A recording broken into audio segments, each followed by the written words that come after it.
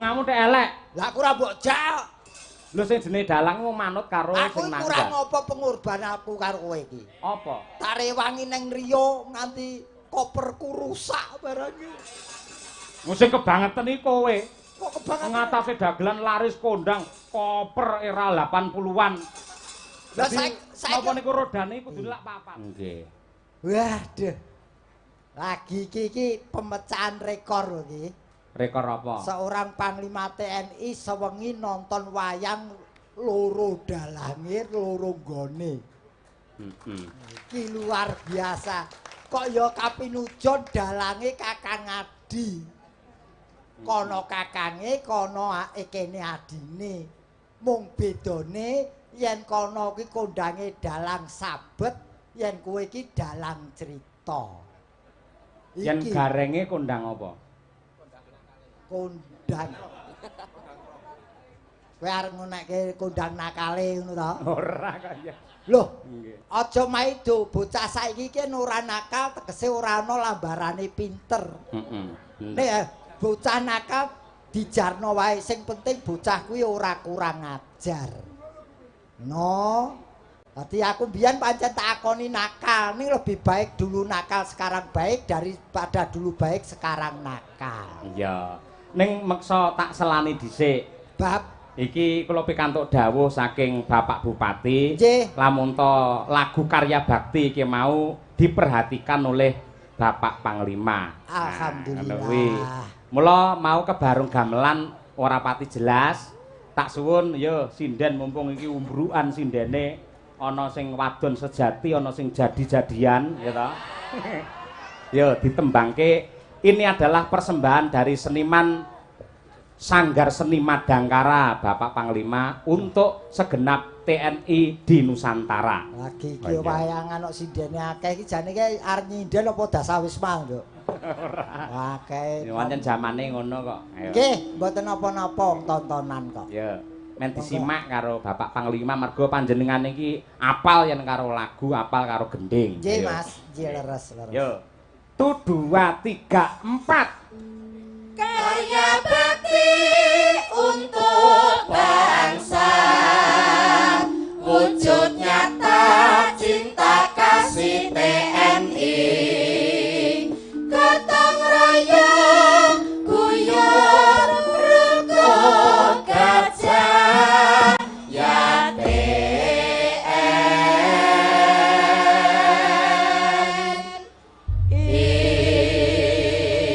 Tresnanipun seniman dumateng TNI. Ngono ya Mas Gareng. Iki mau wis apik, Mas. Mung timbul pertanyaane. Apa? Nembange apik, lagune apik, pertanyaane, lah yen sinden ki ora duwe HP terus macane kok ngendi? Loh, sing jenenge teknologi ya kudu dimanfaatake, aja malah awake dhewe dimanfaatake karo teknologi, ngono lho. Ya, buktine. Ah, saiki pertanyaan lagi. Pripun? Apa sih karya bakti itu? Karya bakti kuwi apa? Karya bakti merupakan salah satu program dari TNI sebagai wujud dharma bakti TNI dalam membantu masyarakat. Lho kuwi. Kuwi terlalu singkat ora ana jabarane. Yen kanggone Gareng piye? Karya bakti itu 4 suku kata. Karya bakti. Karena Indonesia relatif aman, maka TNI terjun ikut membantu pembangunan daerah. Elok. Ya ini pewujudan bersatunya TNI dan rakyat. Bak gayung bersambut, masyarakat pun senang karena TNI berpartisipasi membangun daerah. Tiap tahun akan diadakan karena ini bukti TNI mengabdi kepada masyarakat. Wah, iki. Lah iki sing cerdas sing ngene iki, spontanitas sing nyatane ya iso pas tenan. Ning karya bakti tidak akan sukses kalau penutupannya tidak wayangan.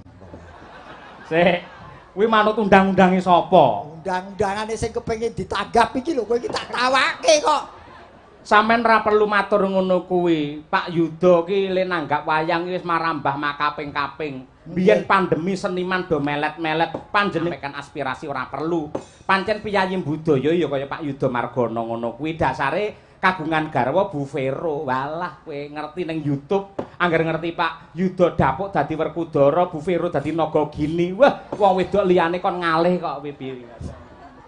Wah, aku ora iso bayangke ku wayang wong Bapak Panglima Werkudara, Ibu Arimbi. Upama garenge aku entek pokoke. Sing entek sapa? Aku. Oh, kok. Lah iya. Wong kene iki matur nuwun lho niki meriah banget suasanane karena Nggih. memang betul-betul ini dari rakyat untuk rakyat. Nggih, Dan nggih, tempatnya dawuh leres. pun di tempat Mejayan Kabupaten Madiun. Assalamualaikum Kajimbing, derek ngupaya upa wonten mriki. Sapa? Jeng Bupati. Pak Ahmad Damami. Lho, aku luwih seneng yang nyebut Kajimbing. Akrab ya. Loh, orang tuh akan senang disebut nama panggilannya kaya aku neng dinggon ya dudang gareng malah jenengku dhewe iki ora dikondangke. Oh iya. Ora ana sing ngerti. Sing bener. ngerti jenengku ku ya mung pegawe bank tok. Aku rino utang ya kowe ya. Yo hidup tanpa utang iki hampa. Aduh. Sumpahe nek kaya ngono. Ya jan po gareng gaul kok. Heeh. Nggih wajan matur nuwun kalian ingkang kagungan sekolahan, Bapak Kepala Sekolah sak punggawanipun sampun dicawisi panggenan. Bener. Nah, iki ternyata iki yo ajang reuni juga, Mas. Iya. Banyak orang yang sudah jadi orang lulusan dari SMA Negeri 1 Mejayan kene. Heeh. Lah, jian tenan kok, Mas. Salah satunya Bapak Panglima kepareng paring tali asih wujute pendopo Jales Viva Jayamahing kang mapan wonten SMA 1 Mejayan. Nggih leres. Turuga tali asih dari para alumni wujute mobil operasional untuk SMA ini. Lah kaya ngono kuwi.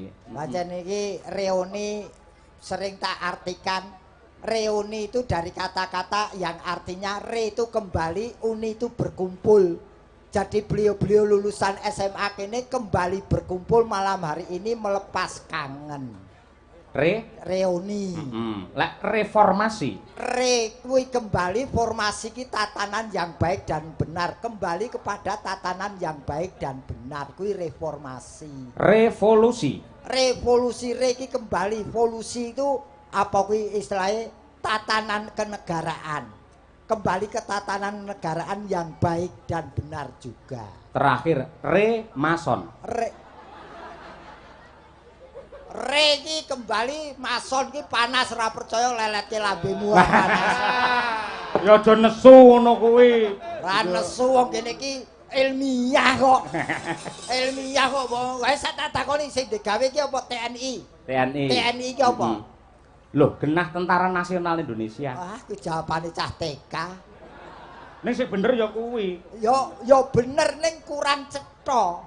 Apa yen Kanjeng TNI Negara? tugasnya menjaga keamanan negara Kesatuan Republik Indonesia. Kuwi T. Heeh. N. Namun tidak angkat tangan apabila diminta untuk ikut membantu negara Kesatuan Republik Indonesia. I. Sing luwih penting I. Independen dalam bidang politik. Oh iya.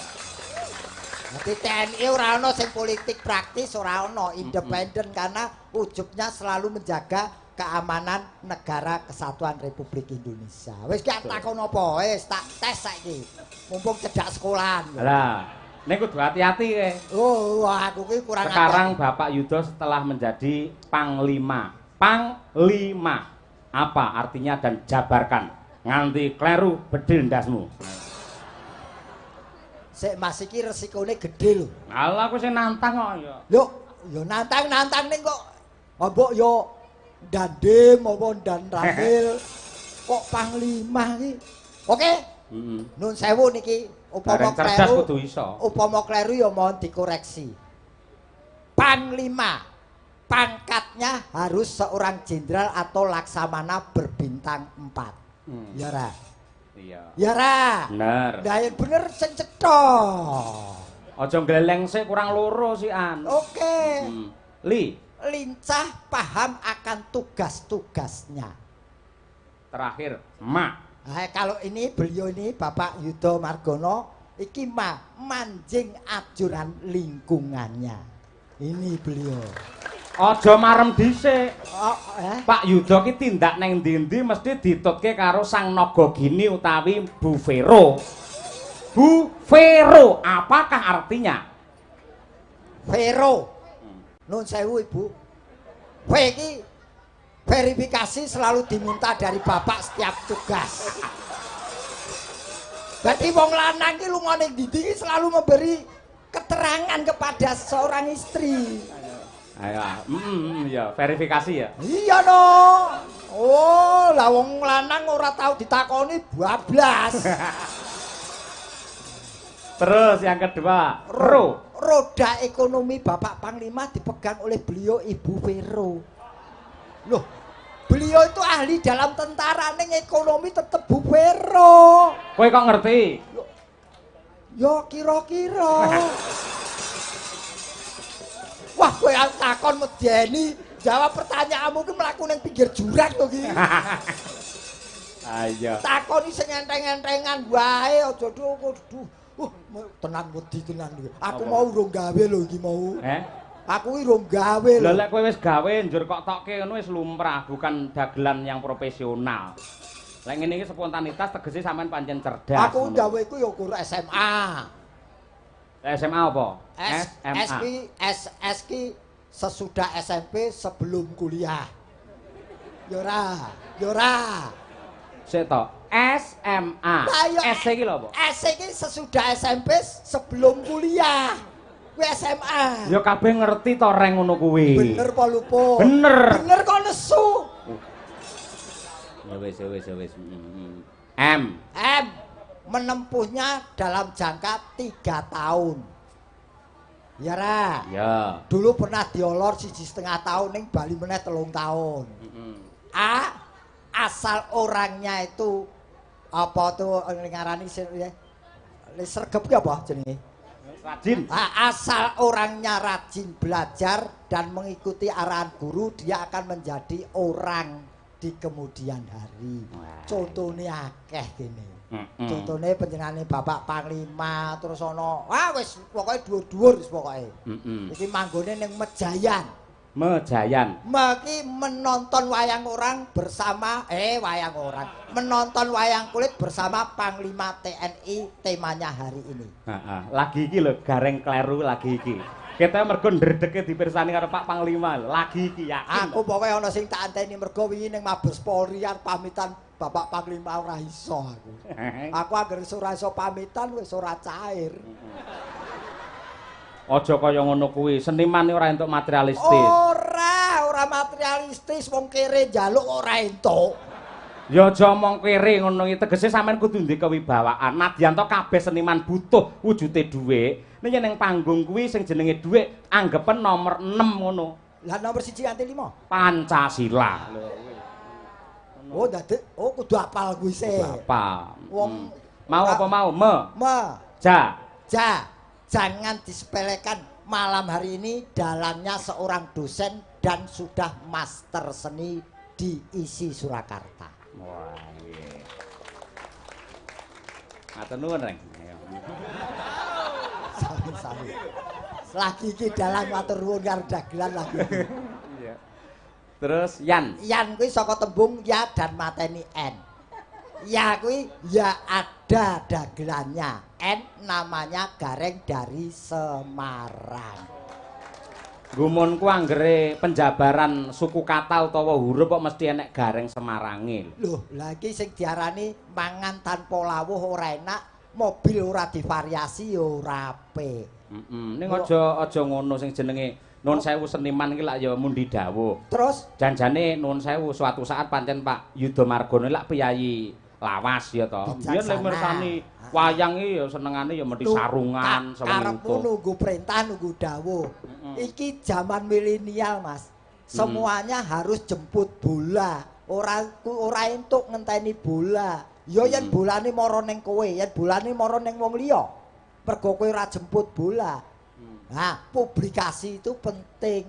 SMA iki berjaya dan apik mergo ya publikasine dari murid-murid lulusan SMA ini. You know? No. Aku ki tenan kok aku merasa terhormat lho ki mau. Piye? Mlebu rono wak dilukui pladah. Pak Gareng buka gedek tekan kene. Neng kene bareng kono disambut tentara polisi, neng kene sambut bakul-bakul. Iya.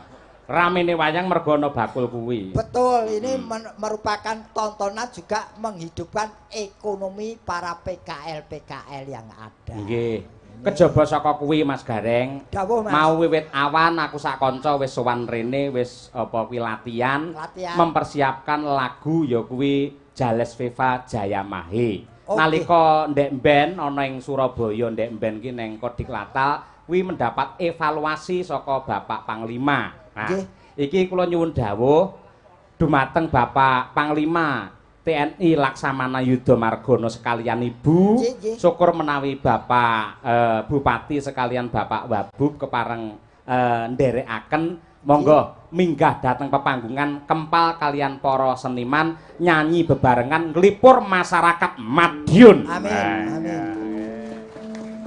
Monggo Bapak kanthi renaning penggalih keparenga jumeneng wonten mriki. Murihatilipun wonten mriku kalawa sampun jumeneng to Bapak, mriki dereng. Monggo Bapak. Alhamdulillah. Nggih, yo disupati ya. Nggih. Aja diplorek-plereki kangenane Pak Yudha kuwi. Ayo. Monggo, dados to.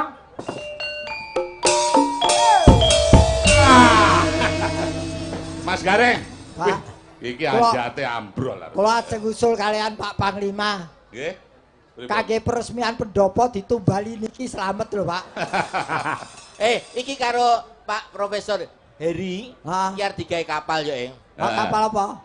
Nggih, duduk tak dikei kapal. Diwehi. Iki engko nek Anwar tak coba tak dadekno kapal. Oh, alah.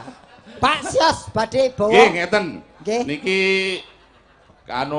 kesuksesan Panglima TNI Bapak Laksamana Yudha Margono niku kedah dipun tuladani kalian kaum muda-muda leres sedaya. Leres. Mboten namung muda-muda Madiun, tapi seluruh Nusantara. Leres. Tapi khususipun kagem menika SMA Negeri 1 Mejayan. Soalipun kula nggih alumni mriki tahun 82. Nggih, Prof. Sampun wonten laporan. Iki nggih alumni niki. Alumni. Kowe tahun pira?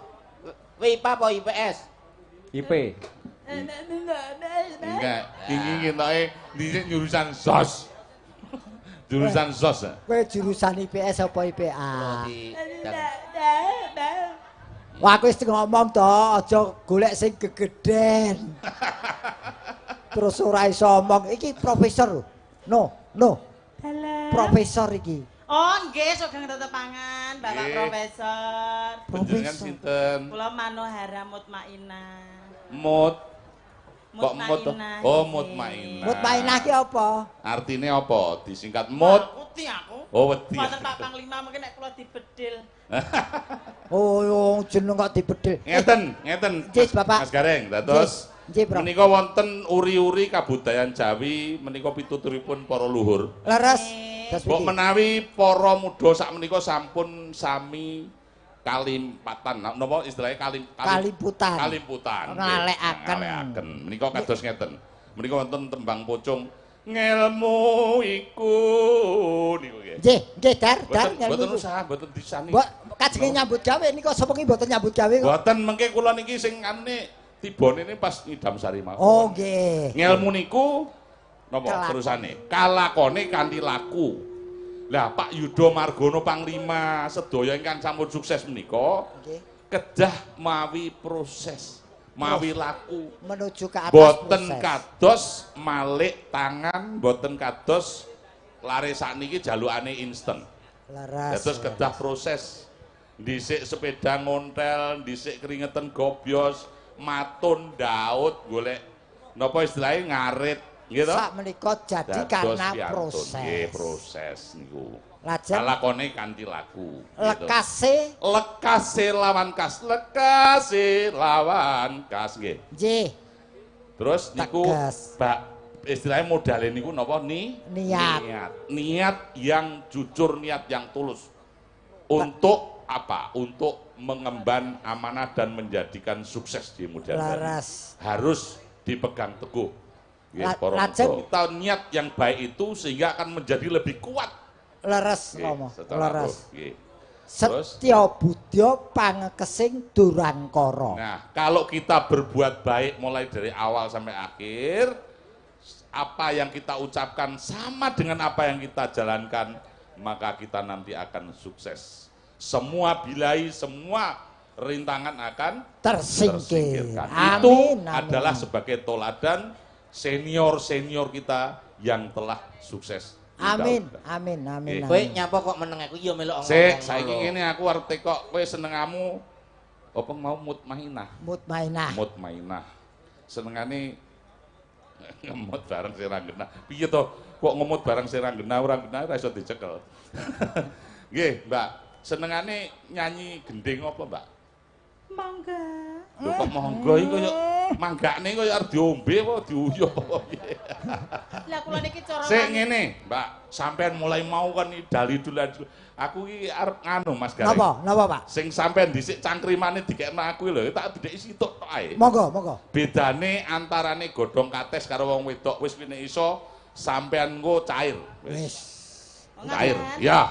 Menawi godhong kados menika nggih tamba sayang, ngoten lho. Lho, kok iso? Nggih no jamu. Oh, jamu. Terus nek wong wedok? Nggih tamba sayang. Lho, kok malah ngesel-ngesel kuwi malah. Oh, bedane kok. Bedane ki opo? Lah bedane napa, Mas? Kula wis gak cair lho, nek gak iso jawab. cair ya wis penting mengke transfer ya. Iya. Lho, godhong transfer ki cair lah. Godhong kates tamba saya yen wong wedok marake saya. Lah, kuwi bedane ngono. Nek yen iki marake ngemprok-mprok, Pak. Tapi ra resiko lho, Reng iki. Kula mau nganu, Mas. Nggih. Dadakan kok niki. Aku mangkane serik radian dina iki. Lho kok mau enak men to? Kok serik napa? Nah, serik kula wau jam 8 sik ning Medion mriku kok. Oh, kono. Nggih, mungkin niki wau terus ditelepon kok. Karo sapa? Wong mendem-mendem niku. Lho. Lho sing nelpon kowe iki dudu panitia to? Mboten butuh enek terop kan mriki kok kula. Wong mendem-mendem kuwi. Lho partisipasi. Wul kok niku wau. Oh, wul to. Malah wul. Nduk, turut ana. Oh, nggih, monggo. Berarti sing iku mau guru ngerti ya bedane ngene Mas Gareng. Das piti. Dadi nek godhong kates biasane nek arep nyate kan dicampurno daging. Iku biasane Ben empuk. Godhong kates. Nek wong wedok pikiran dhewe. Ya pikiran dhewe. Campur nggih gumantung umur ya niku. Ya, pikiran dhewe wis iku, Pak. Intine ngene, ini cekak aosipun Pak Dalang, Pak Cahyo pun tadi nyuwun ngapunten. Niki kula namung badhe anu nawon setunggal nih kali Mbak Emut niki, Mbak Emut. Manuhara mawon, Manuhara. Lho kok manuke huru harap itu? Nggih, kula badhe anu nyidam sari cobi. Saged nggih, monggo. Monggo Mas nyidam sari. Duh nano. Mata. Duh nggih. Duh wong ayu. Pepujaning ati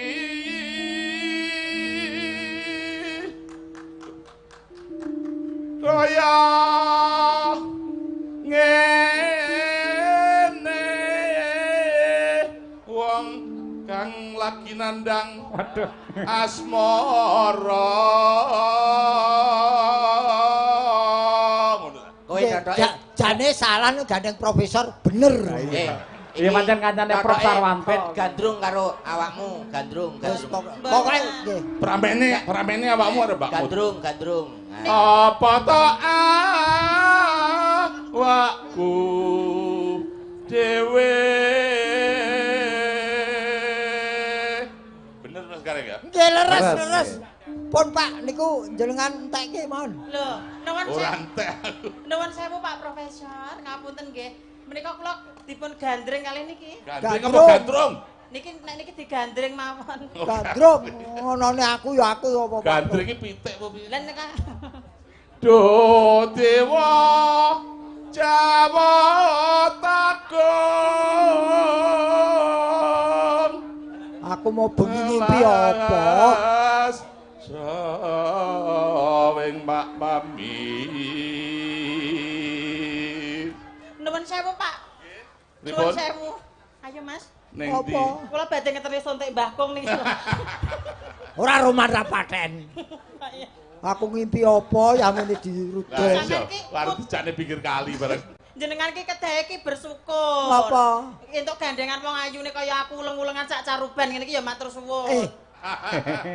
Lho, ya streaming no, Mas. Oh, streaming. Mosok virtual. Iki virtual kok ya. Besok kapan ketekan jejer lan wong ayu manutipun Kakang Yai. Isih Kang Mas, kula dipun pangku kados nganu Sri Kandi ngoten niku lho Kang Mas.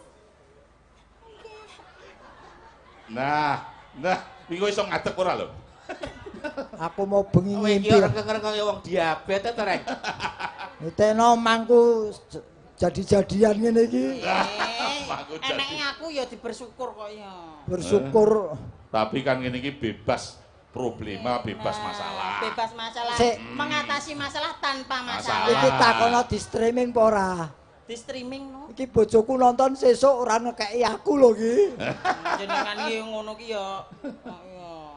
Umpama iku nakutha tanpa prau sasat saraing jalotri. Untuk Pak Gareng Semarang. Pancen ya asline wayang wong kok. Sampeyan wingi pas gabungan Pak Panglima karo Pak Kapolri wayang wong Pandhawa Boyong melu ra to? Ora, aku ora dijak.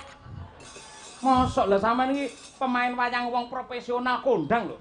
Profesional kondang kok ora dijak apa melu? Lho paling ora iki ya gawe proposal, saya ingin ikut melestarikan budaya melalui wayang orang. Kowe gawe proposal dadak kon melu tender barang. Ya wong. Iya. Ya anu Mas, rezekine nggone wis dhewe. Oh iya ta. Yen pancen dudu rezekine doyak ya mlayu. Bener. Ning sing bagus melu bombong bangga. Ing ngatasé panjenengane Bapak Panglima TNI, Bapak Kapolri yo melu joget dadi wayang wong. Itu luar biasa, Mas. Ya dipandang sebelah mata ketoke barang sepele ning sejatine angel ning lakoni. Tenan. Bener tenan. Ning kula malih kelingan ngeten. Bab apa? Nuwun sewu nggih, dari segi bagusnya dari kacamata seniman, era Orde Baru, gitu.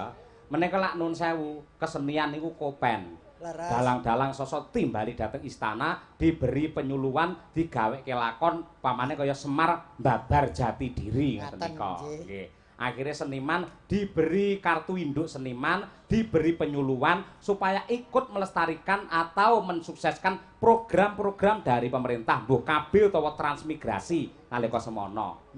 Setiap kementerian biyen iki rata-rata mesti wayangan, instansi wayangan, hari jadi mesti do wayangan. Satemah niku ketok jati dirine bangsa iki lho wong Jawa, anggene mengunggulkan ya kuwi seni tradisi ciptaan para leluhur orang Jawa itu sendiri.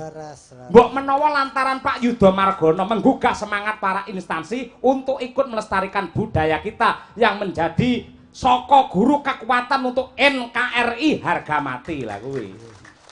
Ya apa iki jenenge ukuraning bangsa kuwi diukur saka budayane, Mas. Nggih, leres. Angger budayane iki lembek, budayane iki ora diopeni, akhirnya bangsa itu menjadi bangsa yang lembek juga. Leres, nggih, leres. Mula ya Ramaido panjenengane wong dasare ya asli Madiun. Mula tresna lan mencintai tidak hanya ngomentari, tidak hanya janji tapi juga melaksanakan. Wah, iya. Beliau itu ora mung trimo, wah lestarikan ora tau nanggap. Nek beliau lestarikan dan nanggap uga nglakoni, buktine mau nembang wis bola-bali oke. Ayo. Lagi iki aku entuk job, entuk gawean, kok gaweane dilongi ya lagi iki aku. Tegese piye? Lah sore mau lek urung jare mbok nganu arani urung nyambut gawe. Ayo buktine ngono tenan kok ya. Aku koordinator kok. Waduh. Koordinator karo sing nampa saweran kok ya kowe.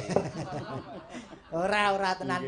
Loh, kalau ada yang partisipasi ngono harap dihargai. Nggih, leres. Berarti tanpa dukungan beliau-beliau kita juga tidak hidup, Mas. Nggih. Wis to, percaya ngendikane bapakku sayang gareng ki tak tekuni. Betul. Bukti bisa nguripi. Lah gawean duro kaya ngopo ora ditekuni malah korupsi. Ha iya. Mula mbutuhke wong profesional, gitu. Wong sing mempunyai keahlian.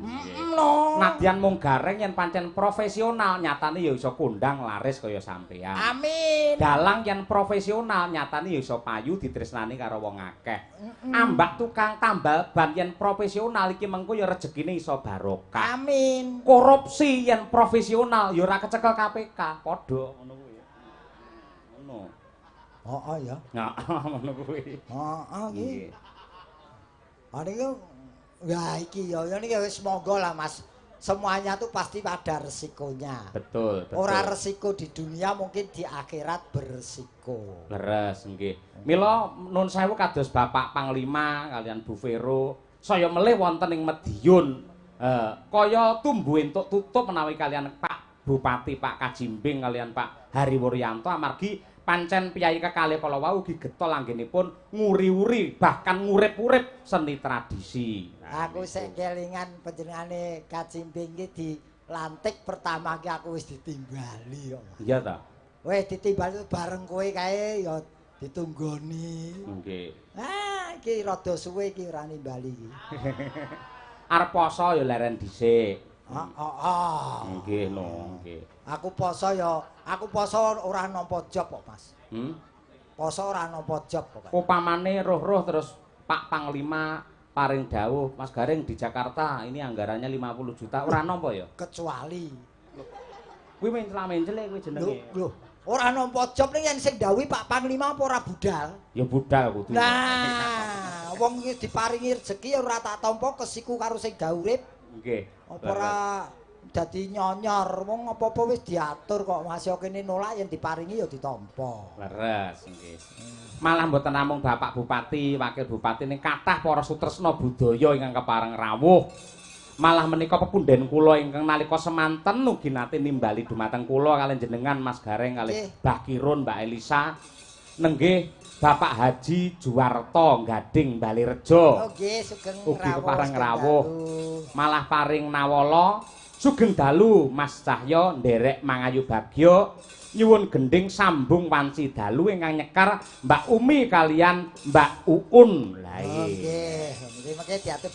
Aku ya tauluk salam ya, Mas. Sapa? Iki ana sing sakliting karo aku iki. Sapa? Panjenengane Kolonel Marinir Kristiono iki. Oh, Mas Kris. Oh iya. Kanca padha cah Semarange iki sakliting karo aku kuwi. Nggih. Iki ya rawuh pokoke. Nggih. Assalamualaikum warahmatullahi wabarakatuh. Waalaikumsalam. Sugeng dalu Pak Dalang nyuwun gending hasbunallah saking Haji Daryono Klecorjo menika ugi badhe wayangan benjang tanggal kalih pengumuman kagem para penonton wayang lan ugi kanca-kanca bakul sampun kesupen tanggal kalih wonten Klecorjo lapangan Klecorjo ingkang kagungan hajat Pak Daryono tanggal kalih Juli.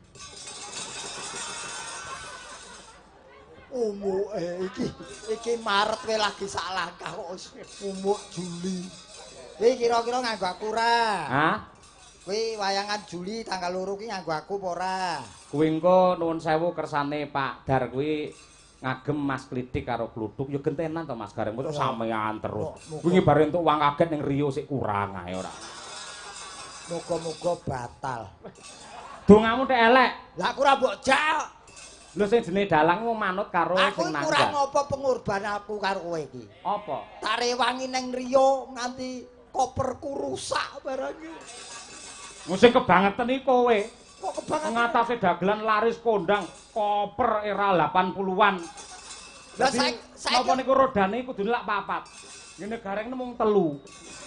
Baru tekan Bandara Yogya ki kari 2. Lah ora rusak piye wong koper diuncal-uncalke kok. Wah, jane isine mustaka barang lho.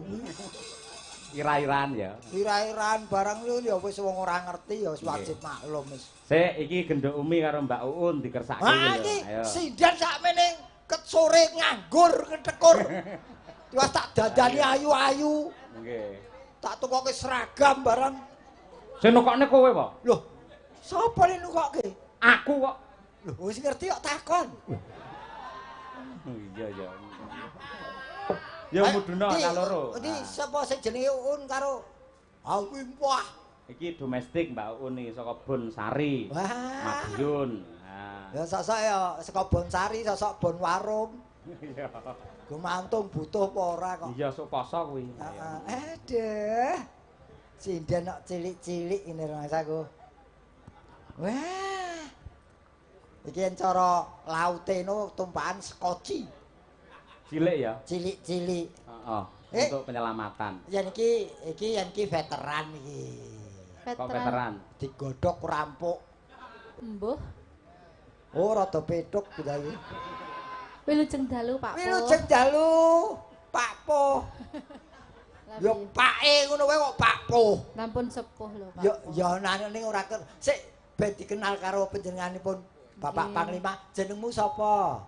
Dipun tepangaken. Nami kula Un Suprapto. Prapto ning ndi? Kirangan. Lho. Kula Uun, Febri, Andari. Lahirmu dina Februari ya? Maret. Lu nganggo Febri iki? Febri iki biasane lahirnya Februari. Lahirmu dina? Maret. Oh berarti mbokmu ngedone Februari, lahirnya Maret. Februari omahmu ngendi, Nduk? Saya. Mboten kula beto.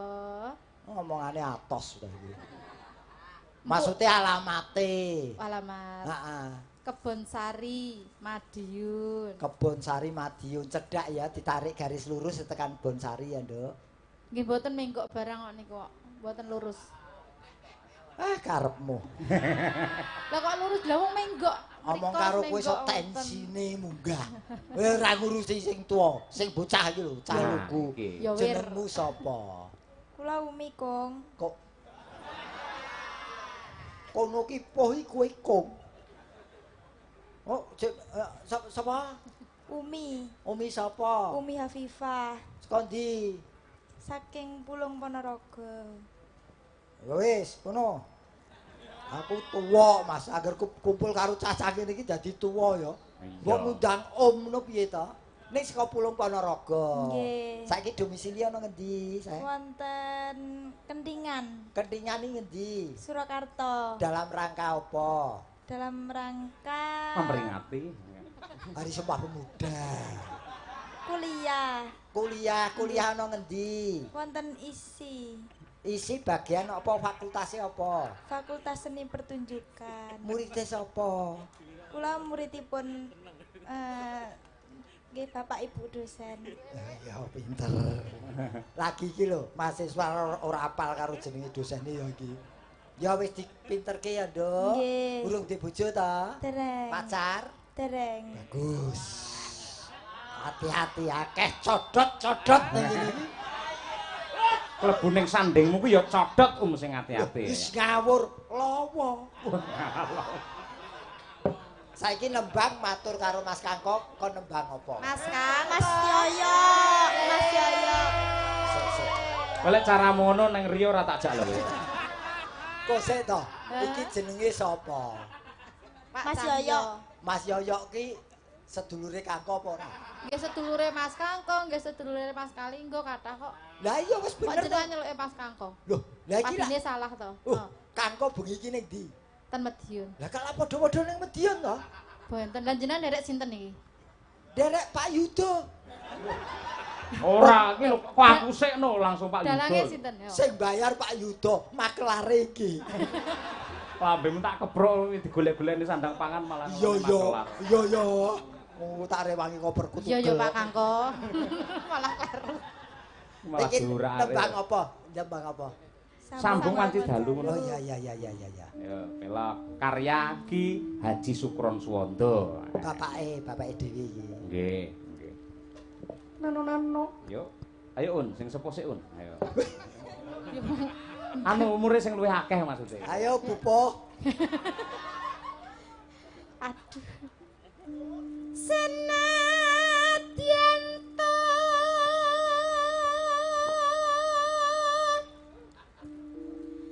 tangkep bumi